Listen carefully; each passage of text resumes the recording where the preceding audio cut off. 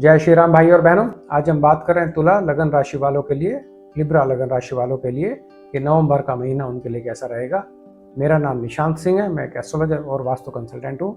आइए देखते हैं नवंबर 2025 का राशिफल तुला लिब्रा लगन राशि वालों के लिए। शनिदेव 29 नवंबर से मार्गी होंगे, लेकिन उनका जो प्रभाव है आपके जीवन में 26 या 27 दिन पहले से ही दिखाई देने लगेगा, यानी कि 2 और 3 नवंबर से ही उनका प्रभाव आपके जीवन में आने लगेगा। मरकरी बुधदेव 10 नवंबर को वक्री होंगे और जुपिटर 12 नवंबर को वक्री होंगे। आइए शुरू करते हैं शनिदेव से। शनिदेव जो आपके लिए कर्म भाव के स्वामी हैं और मार्गी होने जा रहे हैं। शनि महाराज 29 नवंबर को मार्गी हो रहे हैं, लेकिन जैसा कि हमने आपको पहले बताया है कि शनिदेव का प्रभाव, उनके मार्गी होने का प्रभाव आपके जीवन में लगभग 27 दिन पहले से ही शुरू हो जाएगा, यानी कि 2 नवंबर से ही उनका जो प्रभाव है आपके जीवन में दिखाई देने लगेगा। शनिदेव इस समय आपके 6ठे भाव यानी कि 6th हाउस में विराजमान है, जो कि रोग, रिपु, ऋण और सेवा का भाव है। इसलिए याद रखिए कि तुला लगन के लिए शनि एक योग कारक ग्रह है, क्योंकि वे आपको 4थे और 5वें भाव के स्वामी हैं। शनिदेव का आपके जीवन में प्रभाव रहेगा। शनि जब मार्गी होते हैं तो आपके रुके हुए कार्यों में प्रोग्रेस इंडिकेट करते हैं, प्रोग्रेस देने लग जाते हैं। विदेश संबंधी कार्य, वीजा या परमानेंट रेजिडेंसी या विदेश से जुड़ी अड़चनें अपने आप से सुलझने लग जाती हैं, सॉर्ट आउट होने लग जाती हैं। सरकारी कार्य या फिर पुराने लीगल मैटर्स का समाधान अब संभव है। जो लोग विदेश में नौकरी या फिर पढ़ाई से जुड़े हैं उन्हें इंप्रूवमेंट मिलने लग जाएगा। शनिदेव आपको धन का योग भी दे रहे हैं। फॉरेन सोर्सेज से धन लाभ, ऑनलाइन कार्यों या फिर दूर बैठे लोगों से आपको आर्थिक प्रोग्रेस मिल सकती है। साथ के साथ आप सावधानी रखें कि संतान के स्वास्थ्य में हल्का उतार चढ़ाव आ सकता है। परिवार के किसी सदस्य से संपत्ति को लेकर मतभेद हो सकता है, तो आप किसी भी लड़ाई झगड़े और मतभेद से बचें। लेकिन कुल मिलाकर शनिदेव स्टेबिलिटी, डिसिप्लिन और धन प्राप्ति तीनों ही इंडिकेट कर रहे हैं, तीनों ही आपके लिए पॉसिबल कर रहे हैं। बात करते हैं शुक्रदेव की, जो आपके लग्नेश भी हैं और नवंबर के महीने में नीच से उठकर अपनी ही राशि में ट्रांजिट कर रहे हैं। शुक्रदेव प्रारंभ में 12वें भाव यानी कि विदेश खर्च और हॉस्पिटल लॉसेस में नीच की राशि में बैठे हैं, लेकिन 3 नवंबर को वे अपनी ही राशि तुला राशि में प्रवेश करेंगे। इसलिए 3 नवंबर से 27 नवंबर तक शुक्र अपनी ही राशि में रहेंगे और यह समय आपके लिए बहुत ही शुभ है। इस समय में विवाह योग्य लोगों के लिए शादी या जीवन साथी से मुलाकात का योग बनता है। प्रेम संबंधों में सुधार और प्रपोजल स्वीकार होने की संभावनाएं बन जाती हैं। लग्जरी घर, वाहन या ज्वेलरी पर आप खर्चा कर सकते हैं। आपका आत्मविश्वास में इंप्रूवमेंट होगा और आपका अट्रैक्शन इन पर्सनैलिटी यानी कि आपकी पर्सनैलिटी को काफी अट्रैक्टिव बना देंगे शुक्रदेव अपने ट्रांजिट में। साथ ही साथ 3 नवंबर से पहले सावधानी आप रखें। अगर आप विदेश में हैं तो आप अपोजिट जेंडर के साथ विवाद या फिर आरोप से बचें, अदरवाइज वहां पे थोड़ी कॉम्प्लिकेशन आ सकती है। आप अपने स्वास्थ्य में लापरवाही ना करें। अगर आपकी जन्म कुंडली में शुक्रदेव में मंगल या फिर बृहस्पति का दशा या अंतरदशा चल रही है, तो यह आपका विवाह के लिए इंडिकेशन है। आपका विवाह पक्का होने के स्ट्रॉन्ग चांसेस हैं, या फिर एटलीस्ट एक नए रिलेशनशिप, एक नए रिश्ते की शुरुआत तय है। तो इस तरह से कुल मिलाकर शुक्रदेव का ये गोचर आपको आत्मबल और अट्रैक्शन का वरदान देने वाला है। बात करते हैं मंगलदेव की, जो कि दूसरे भाव में है और धन और पारिवारिक मामलों को इन्फ्लुएंस कर रहे हैं। मंगलदेव इस समय आपके दूसरे भाव यानी 2nd हाउस, जो कि वेल्थ और फैमिली का हाउस है, अपनी ही राशि में बैठे हैं, यानी कि बहुत ही शक्तिशाली, बहुत ही स्ट्रॉन्ग पोजीशन में है। आपको पैतृक संपत्ति से लाभ का योग बनता है। आपके परिवार में कोई शुभ कार्य जैसे कि शादी या फिर कोई धार्मिक आयोजन की संभावनाएं बन जाती हैं। और यदि आप फैमिली बिजनेस से जुड़े हैं तो एक्सपेंशन या फिर नई ब्रांच खोलने की अपॉर्चुनिटी आपकी लाइफ में आ सकती है। साथ के साथ आप सावधानी रखें, क्योंकि मंगल देव आपके स्ट्रॉन्ग मार्केश हैं, इसलिए स्वास्थ्य और क्रोध पर आप नियंत्रण जरूर रखें। आपके परिवार में छोटे मोटे मतभेद की संभावनाएं बन सकती हैं आपके क्रोध की वजह से। आप वाहन चलाते हुए सावधानी रखें, और अगर आपके घर में बच्चे हैं जो कि स्कूल जाते हैं, कॉलेज जाते हैं, उन बच्चों को आप वाहन ना दें, क्योंकि उनके चोट या फिर एक्सीडेंट होने के चांसेस बन जाते हैं।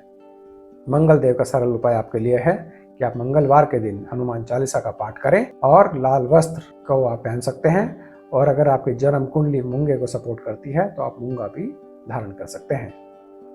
बात करते हैं बृहस्पति देव की, जो कि उच्च की राशि में बैठे हैं और वक्री होने जा रहे हैं। बृहस्पति देव इस महीने 12 नवंबर को वक्री हो रहे हैं। यह आपके लिए एक महत्वपूर्ण परिवर्तन है, क्योंकि तुला लगन के लिए बृहस्पति स्ट्रॉन्ग मार्केश है, क्योंकि वह 3rd और 6th हाउस के लॉर्ड हैं। तो इसलिए आप सावधानी रखें, क्योंकि वक्री ग्रह विवाद और कोर्ट केस के योग बना सकते हैं। टेम्परामेंट और गुस्से से जुड़ी हुई समस्याएं आपको दे सकते हैं, तो इसलिए आप अपने गुस्से पर कंट्रोल रखें।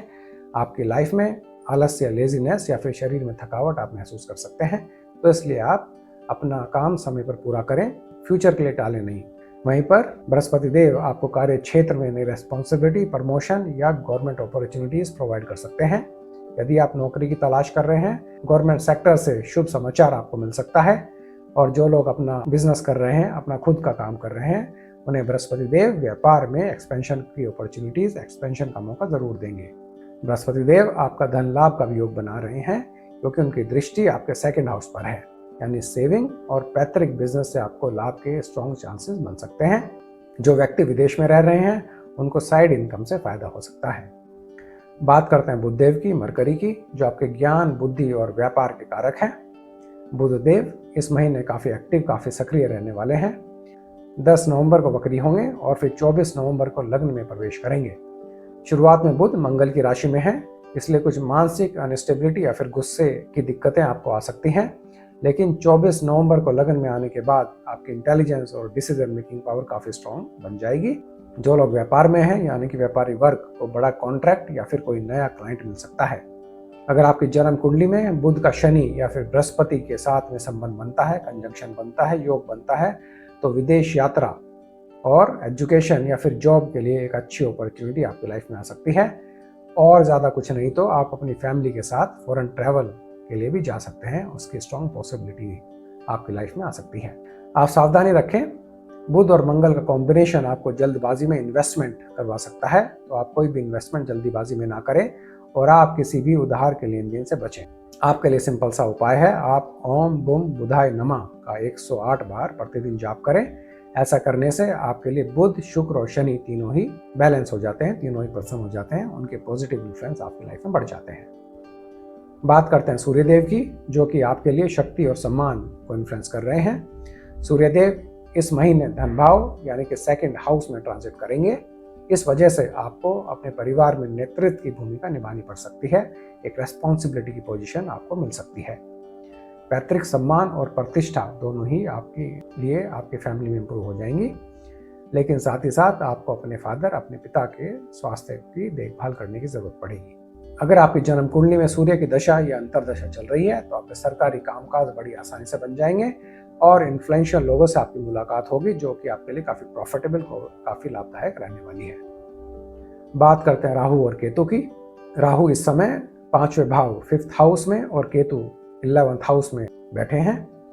राहु वहां बैठकर आपकी शिक्षा में सुधार, इंप्रूवमेंट को इंडिकेट कर रहे हैं, लेकिन कंसंट्रेशन में कुछ दिक्कतें आपको रह सकती हैं। जो स्टूडेंट्स कॉम्पिटिटिव एग्जाम की तैयारी कर रहे हैं, उन्हें राहु शनि का कॉम्बिनेशन स्पेशली काफी लाभ देने वाला है।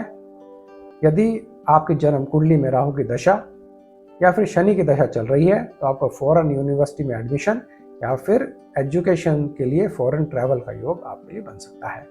केतु इस समय आपके लाभ भाव 11th हाउस में बैठे हैं।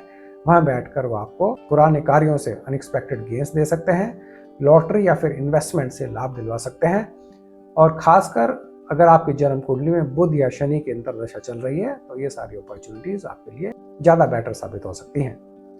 लेकिन आप सावधानी भी रखें, क्योंकि केतु कभी कभी एजुकेशन के क्षेत्र में, एजुकेशन में एक गैप ईयर दे देते हैं, देर ले आते हैं या फिर डिले भी कर सकते हैं। इसलिए आप अपने बच्चों की पढ़ाई पर ध्यान दें, उनको आप पढ़ाई में फोकस करने के लिए मोटिवेट करें। बात करते हैं चंद्रमा की, जो आपकी मानसिक शांति और भावनाओं के कारक हैं। नवंबर के पहले वीक में चंद्रमा आपके लगन और धन भाव से ट्रांजिट करेंगे, इसलिए शुरुआत में आपका मन थोड़ा चंचल रह सकता है। मिड नवंबर से आपके मन में स्टेबिलिटी आने के चांसेस बन जाते हैं, इसलिए आप अपने परिवार के साथ समय बिताएं, उससे आपका मन शांत होगा। और आप मेडिटेशन और योग भी ट्राई कर सकते हैं, जिससे आपका मेंटल बैलेंस बेटर हो जाएगा। तो भाइयों बहनों, इस तरह से नवंबर का महीना तुला राशि वालों के लिए मिक्स्ड महीना है, लेकिन साथ में प्रोग्रेस भी लेकर आ रहा है। शनिदेव मार्गी होकर आपको स्टेबिलिटी देंगे। शुक्रदेव अपने ही घर में आकर आपकी पर्सनैलिटी में अट्रैक्शन ला देंगे और मैरिज का योग बनाएंगे। मंगल और बृहस्पति आपके लिए धन का योग बना रहे हैं। बुध देव आपके लिए विदेश जाने का योग और ज्ञान की अपॉर्चुनिटीज क्रिएट कर रहे हैं। तो भाइयों बहनों, यह महीना तुला राशि वालों के लिए कर्म, प्रेम और लाभ तीनों को जोड़ने वाला महीना है। तो भाइयों बहनों, आप इस इंफॉर्मेशन को यूज कर सभी प्लैनेट्स का मैक्सिमम बेनिफिट अपनी लाइफ में ले सकते हैं। अगर आपको हमारा वीडियो पसंद आया हो तो इसे लाइक कीजिए, हमारे चैनल को सब्सक्राइब कीजिए और अपने दोस्तों के साथ शेयर जरूर कीजिए। बहुत बहुत धन्यवाद।